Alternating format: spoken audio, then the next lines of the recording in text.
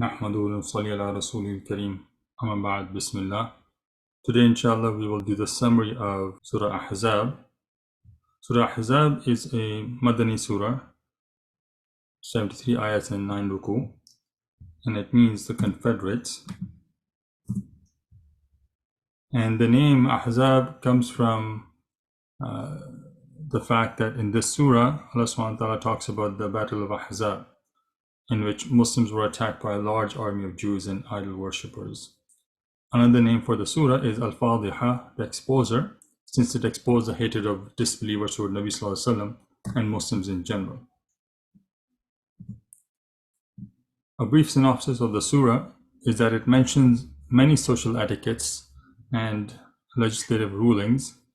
It describes the practice of walima and rules of behavior of believers in front of Nabi Sallallahu Alaihi Wasallam. It also establishes the requirement of hijab and modesty in women's clothing. The surah clarifies the ruling for zihar and iddah, and it also invalidates the custom of treating an adopted child as a real son. The surah declares blood relationship to be the primary criteria of inheritance and commands believers to invoke salutation to Nabi Sallallahu Alaihi Wasallam. And it also depicts the situation of the battles of Ahzab and Bani Qurayza in some detail. So let's go through some selected verses of this surah. أعوذ بالله من الشيطان الرجيم. The first verse, يا أيها النبي اتق الله ولا تطع الكافرين والمنافقين إن الله كان عليما حكيما. So in this verse, Muslims are prohibited to adopt the ways of disbelievers and hypocrites. And the context of this verse was that leaders of Quraysh came to Nabi Sallallahu Alaihi Wasallam and they demanded him to devote worshipping to their idols and asked them for assistance. And here Allah subhanahu wa ta'ala is prohibiting Muslims from following their ways.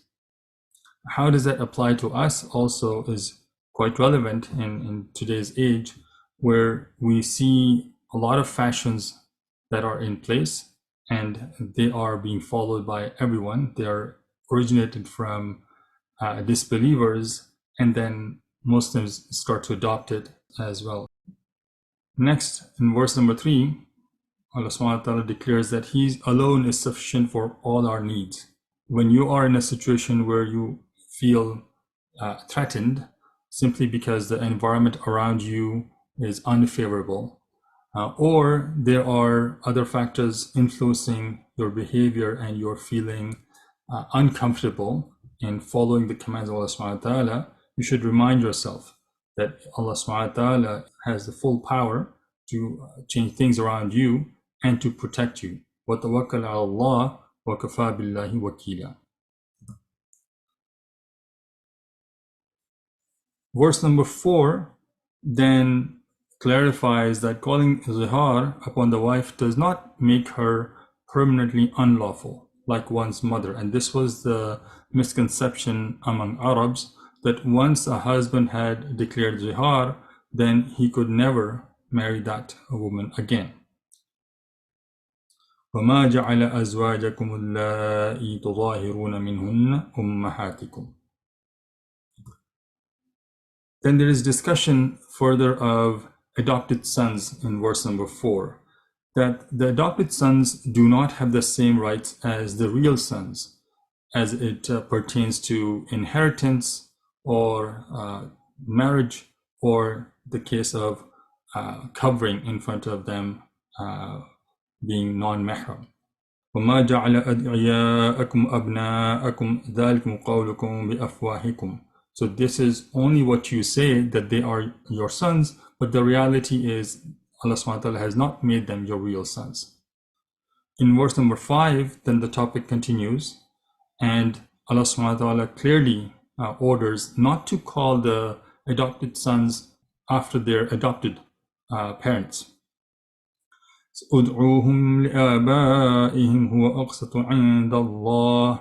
So we should call adopted sons after their biological fathers and not towards their adoptive father. And this applied to the case of Nabi Sallallahu Alaihi Wasallam as well, because Zayd bin Haritha anhu was called after Nabi Sallallahu Alaihi Wasallam, Zayd bin Muhammad. However, after this verse, people started to call him again by his biological father. The narration comes from Tirmidhi. Abdullah bin Umar says, "Ma kunna nad'u Zayd ibn Haritha illa Zayd ibn Muhammadin hatta nazalat ud'uhum li abaihim wa aqsadu inda Allah." About the importance of the lineage in this matter, that it is important for us to maintain the true lineage, and whoever claims to belong to someone other than his father, and knowing that he is not his father, then paradise will be forbidden to him. It comes in narration in Sahih Muslim. Nabi Sallallahu Alaihi Wasallam said, "Man idda'a aba fil Islam ghayra abihi, ya'lamu annahu ghayra abihi, wal jannatu haramun alayhi." Then verse number 6 gives us a clear principle that Nabi Sallallahu Alaihi Wasallam should be dearer to believers than everything else in this world. An-nabiyyu awla bil mu'minina min anfusihim.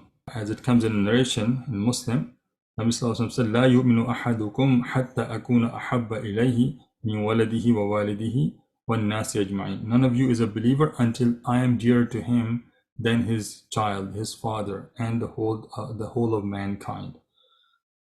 And how should it reflect in our lives? Well, anytime we are taking an action, we're making a decision.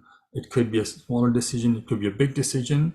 We need to look at what is the ruling in Islam, what is the Sunnah of Nabi Sallallahu Alaihi Wasallam, what is the command of Allah Subhanahu wa Ta'ala, and that is true reflection of how we prefer Nabi Sallallahu Alaihi Wasallam over our own self, and we do not take actions based on our own desires, rather they are in accordance with the Quran and the Sunnah.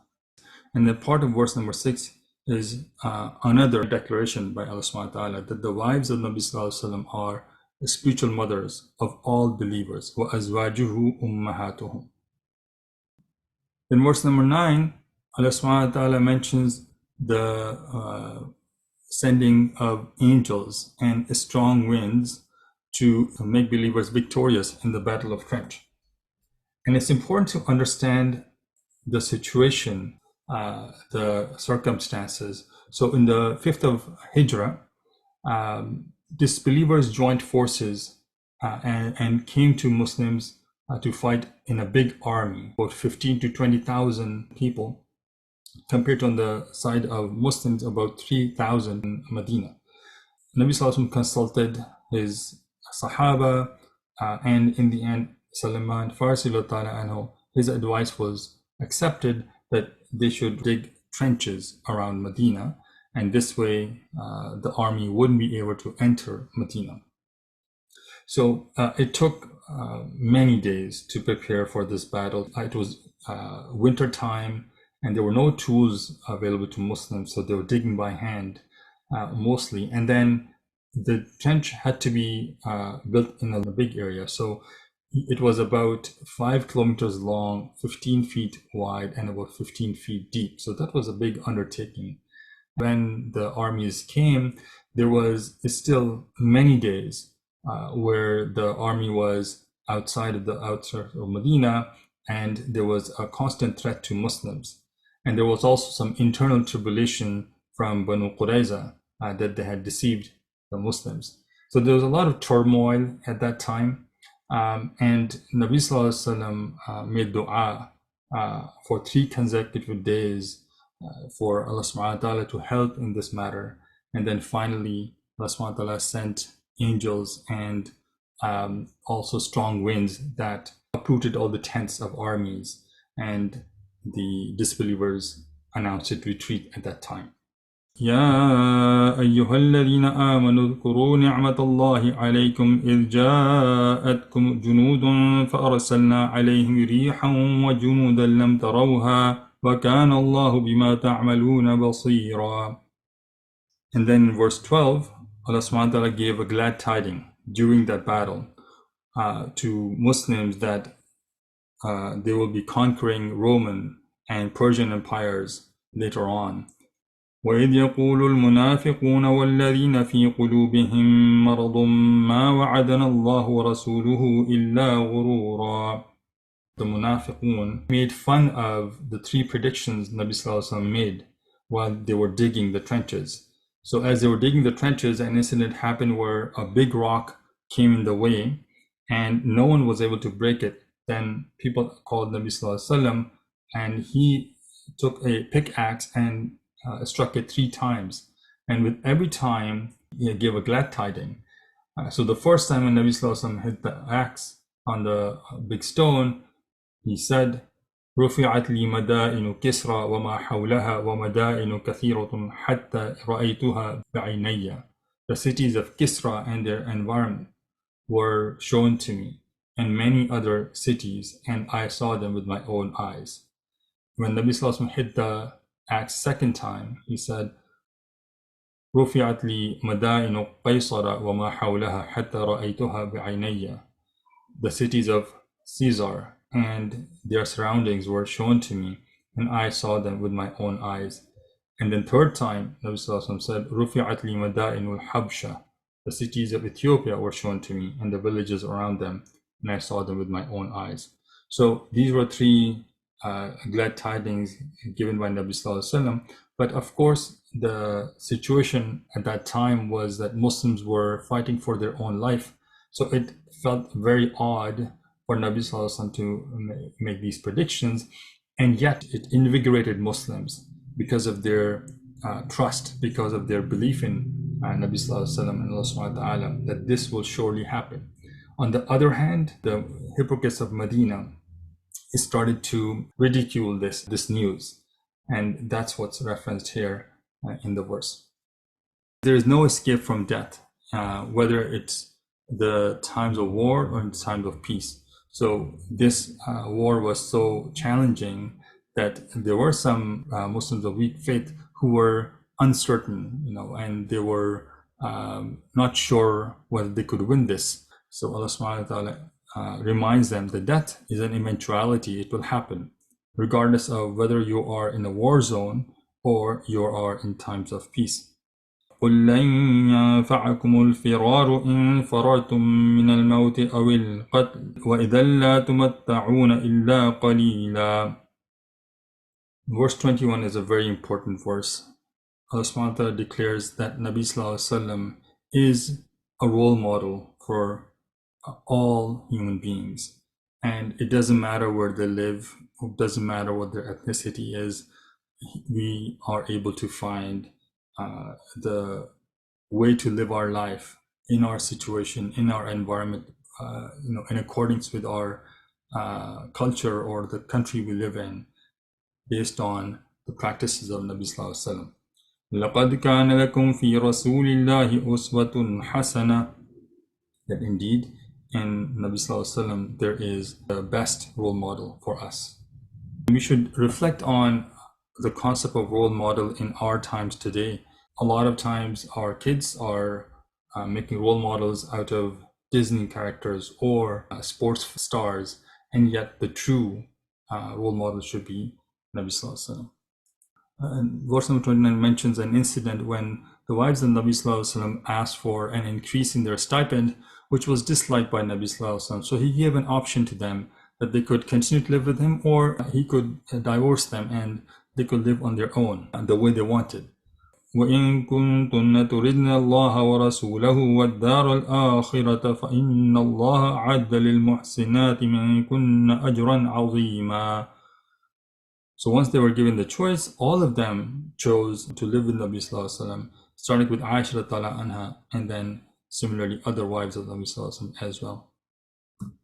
In verse number 32, we get the etiquette and understanding that women should not speak in a soft and attractive way to non-mahram men, because that is a cause of huge fitna. And here the address is to the wives of Nabi Sallallahu Alaihi Wasallam, but in reality it is to all women in the world. يا نساء النبي لستن كأحد من النساء إن اتقيتن فلا تخضعن بالقول فيطمع الذي في قلبه مرض وقلن قولا معروفا. And notice how the order is given to women not to speak in a particular way, but the rationale Allah subhanahu wa ta'ala describes here is that really it's the weakness or sickness in the hearts of men. That's the root cause of it. But the right way to protect yourself is actually not to even show that softness towards non-mahram men. And we learn in verse number 33 a very important categorization of the wives of Nabi Sallallahu Alaihi Wasallam, that they are part of the Ahlul Bayt. إنما يريد الله ليذهب عنكم الرجس أهل البيت ويطهركم تطهيرا. Because the topics around this verse are with respect to the wives of Nabi Sallallahu Alaihi Wasallam, and then here Allah subhanahu wa ta'ala makes a reference to Ahlul Bayt. So from this verse, as well as from other narrations, scholars deduce that the wives of Nabi Sallallahu Alaihi Wasallam are part of Ahlul Bayt. Allah subhanahu wa ta'ala emphasized the equality of men and women in verse number 35 in terms of being rewarded for their good deed. And the background is that some women came to Nabi Sallallahu Alaihi Wasallam and complained about the lack of direct reference to women when Allah subhanahu wa ta'ala sends commands in the Quran. So they were feeling left out. There's a narration in Tirmidhi. It mentions أنها أتت النبي صلى الله عليه وسلم فقالت, that a woman came to Nabi صلى الله عليه وسلم and said, ما أرى كل شيء إلا للرجال وما أرى النساء يذكرن بشيء فنزلت هذه الآية. Then this verse came down, which explicitly mentions women and men. إن المسلمين والمسلمات والمؤمنين والمؤمنات والقانتين والقانتات والصادقين والصادقات والصابرين والصابرات والخاشعين والخاشعات والمتصدقين والمتصدقات والمتصدقين والمتصدقات والصائمين والصائمات والحافظين فروجهم والحافظات والذاكرين الله كثيرا والذاكرات أعد الله لهم مغفرة وأجرا عظيما. Next, a believer does not have a choice in matters that are decided by Allah subhanahu wa ta'ala and Nabi sallallahu alaihi wasallam, as it comes in verse number 36 in the context of Zainab bint Jahash anha, that Nabi sallallahu alaihi wasallam asked her to marry Zayd bin Haritha. However, she was from a noble family and she disliked the fact that Zayd bin Haritha anha was a slave. When this ayah was revealed, then she went ahead and married Zayd bin Haritha. وما كان لمؤمن ولا مؤمنة إذا قضى الله ورسوله أمرا أن يكون لهم الخيرة من أمرهم.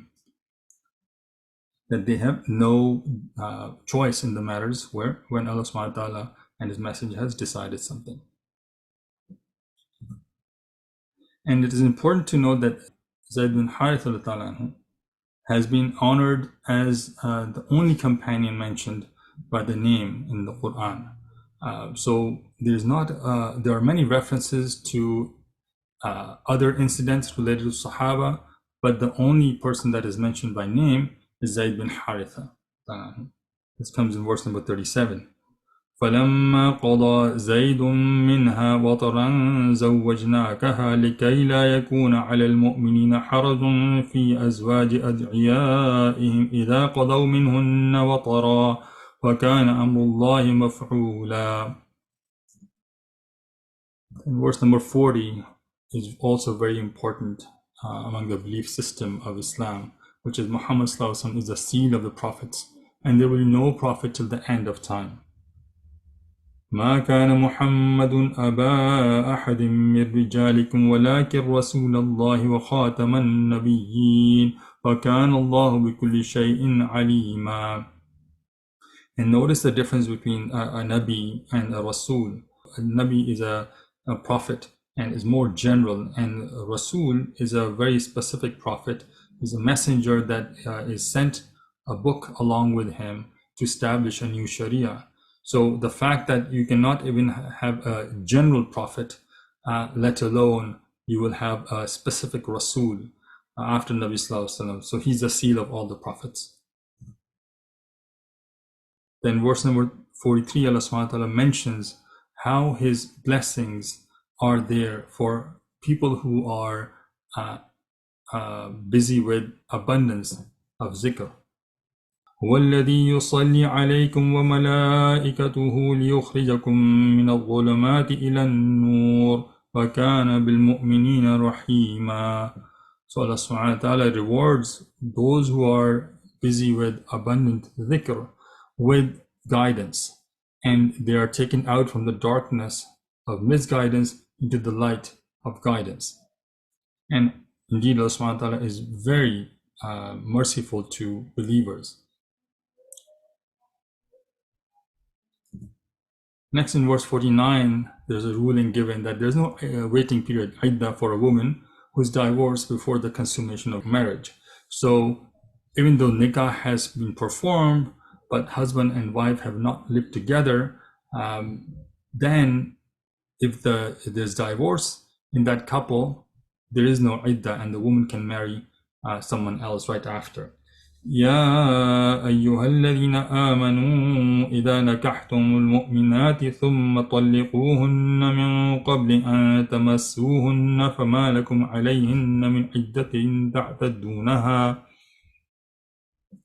So this is very different from the situation where the marriage has been consummated. Then there are different regulations, and definitely there is the requirement of iddah. And an important discussion to be had here is about khuluwat sahiha, that even though they have not physically involved with each other, yet if they had enough opportunity to do so, that also is considered to fulfill the requirement of a consummation of marriage, and hence there will be still an iddah required afterwards. Verse 49, Islam promotes a respectful process of separation without any taunt or abuse. So as much as divorce is disliked, there are situations where it is the right solution. However, even in those cases, it should be done with respect. فَمَتِّعُوهُنَّ وَسَرِّحُوهُنَّ سَرَاحًا جَمِيلًا. So not only should it be done in a respectful way, but it is encouraged for husband to give a parting gift to the wife to symbolize this as an amicable separation. Verse number 50 gives us the understanding that Nabi Sallallahu Alaihi Wasallam was allowed to marry more than 4 wives compared to all other believers who can marry a maximum of 4 wives. And there are many reasons ulama have given that it was necessary to establish a practical role model for Muslims until the end of time, since Nabi Sallallahu Alaihi Wasallam had to engage in different situations with each of the women he married. Similarly, it was to build the relations with other tribes at that time. It was necessary to promote Islam and bring people closer to Islam, also to teach compassion with women, the fact that Nabi Sallallahu Alaihi Wasallam only married one virgin compared to all the others who were widowed. So shows how he had married more out of the support needed for other women rather than his own desires or passion, and many other reasons scholars have given. But the ruling here is that Nabi Sallallahu Alaihi Wasallam was allowed exclusively, so no one else is allowed to have more than 4 wives. يا أيها النبي إنا أحللنا لك أزواجك اللاتي آتيت أجورهن وما ملكت يمينك. Verse number 52 gives a further refinement of the ruling of marriage with respect to Nabi Sallallahu Alaihi Wasallam, that now he is restricted to divorce any of his wives. So there was a time where he could marry as many wives, but then after the wives of Nabi Sallallahu Alaihi Wasallam decided to stay with him, ulama say that as a reward of that decision, he was now restricted to divorce any wife and replace with someone else. لا يحل لك النساء من بعد ولا أن تبدل بهن من أزواج ولو أعجبك حسنهن إلا ما ملكت يمينك وكان الله على كل شيء رقيبا. The next, in verse number 53, one should seek permission to enter the house, even if it was upon invitation. So now the etiquettes of being a guest are mentioned. Nabi Sallallahu Alaihi Wasallam, when he did his walima after marrying Zainab bin Jahsh anha, he invited people to his house. So one, they used to enter the house of Nabi Sallallahu Alaihi Wasallam without permission, and then two, they stayed too long after the walima food was served, and that caused unease to Nabi Sallallahu Alaihi Wasallam. So here some guidelines are given that guests should not discomfort the host by staying too late as well. يا أيها الذين آمنوا لا تدخلوا بيوت النبي إلا أن يؤذن لكم. And then the second part, ولكن إذا دعيتم فادخلوا فإذا طعمتم فانتشروا ولا مستأنسين لحديث. Later on in the same verse, verse 53, there is the ruling of hijab that should be practiced by women in front of non-mahram men. وَإِذَا سَأَلْتُمُوهُنَّ مَتَاعًا فَاسْأَلُوهُنَّ مِنْ وَرَاءِ حِجَابٍ ذَلِكُمْ أَطْهَرُ لِقُلُوبِكُمْ وَقُلُوبِهِنْ. Then continuing on to verse number 53, furthermore, there is clear prohibition of marrying the wives of Nabi Sallallahu Alaihi Wasallam after his death. وَلَا أَن تَنكِحُوا أَزْوَاجَهُ مِن بَعْدِهِ أَبَدًا. Verse number 56, Allah subhanahu wa ta'ala gives a special honor to Nabi Sallallahu Alaihi Wasallam, that every believer is obligated to send blessings and salams to him. إِنَّ اللَّهَ وَمَلَائِكَتَهُ يُصَلُّونَ عَلَى النَّبِيِّ يَا أَيُّهَا الَّذِينَ آمَنُوا صَلُّوا عَلَيْهِ وَسَلِّمُوا تَسْلِيمًا. There's a lot of discussion around what does it mean for Allah subhanahu wa ta'ala to send salawat and for malaika to say salawat. Allah subhanahu wa ta'ala, as scholars explain, it is praising Nabi Sallallahu Alaihi Wasallam in front of his angel is one form of salawat, and another form could be the blessing that Allah subhanahu wa ta'ala sends to Nabi Sallallahu Alaihi Wasallam. And similarly for malaika, when they send salawat to Nabi Sallallahu Alaihi Wasallam, they're asking Allah subhanahu wa ta'ala for Nabi Sallallahu Alaihi Wasallam's forgiveness and elevation of status. Next, another important ruling about the hijab comes in, which is in verse number 59. Allah subhanahu wa ta'ala says, يَا أَيُّهَا النَّبِيُّ قُلْ لِأَزْوَاجِكَ وَبَنَاتِكَ وَنِسَاءِ الْمُؤْمِنِينَ يُدْنِينَ عَلَيْهِنَّ مِنْ جَلَابِيبِهِنَّ. That covering full body in front of non-mahram men is obligatory upon all believing women. This is particularly important when women go outside. And here, the definition of jalabib is what we get from Abdullah ibn Abbas anhuma, that it used to be at that time women were wearing complete head to toe veil with only one eye open.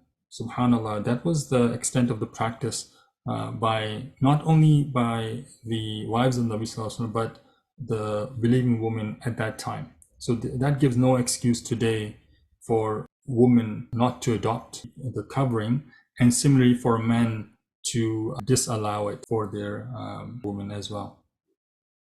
Verse number 63, Allah subhanahu wa ta'ala declares how he's the only one who knows when Day of Judgment will occur.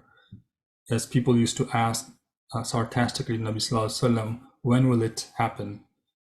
يَسْأَلُكَ النَّاسُ عَنِ السَّاعَةِ قُلْ إِنَّمَا عِلْمُهَا عِنْدَ اللَّهِ.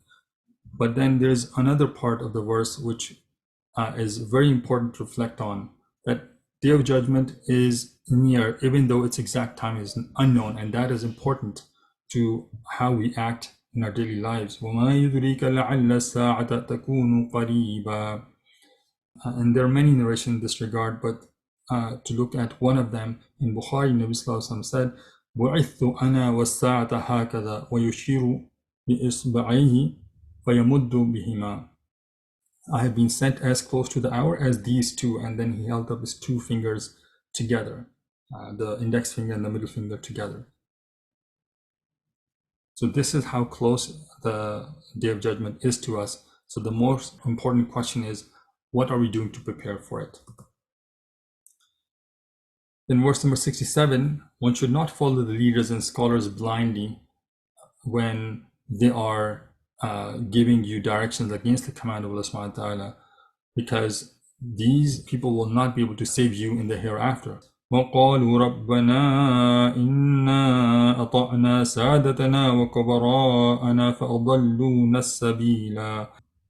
Verse number 70 gives you such a beautiful gem of practice, which is truthfulness, and the fact that truthfulness leads to virtue and salvation, and that one quality alone, once you adopt it, could lead you to other actions that are admirable and recommended in Islam.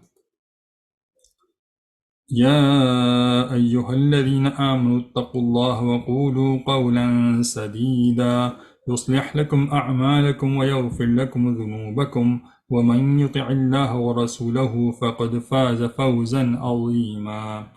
We also get a very beautiful narration in this regard in Sahih Muslim. Nabi Sallallahu Alaihi Wasallam said, إن الصدق يهدي إلى البر وإن البر يهدي إلى الجنة. Truth leads to virtue, and virtue leads to paradise. SubhanAllah. And then to close off the surah, in verse number 72, mankind underestimated the responsibility of obedience to the commands of Allah subhanahu wa ta'ala.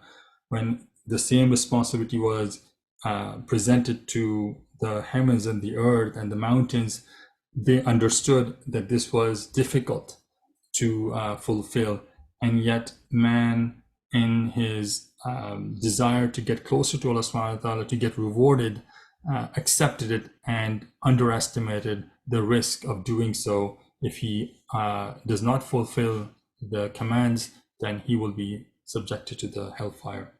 إنا أردنا الأمانة على السماوات والأرض والجبال فأبين أن يحملنها وأشفقن منها وحملها الإنسان إنه كان ظلوما جهولا. Stop here, inshallah. ربنا تقبل منا إنك أنت السميع العليم وتب علينا إنك أنت التواب الرحيم.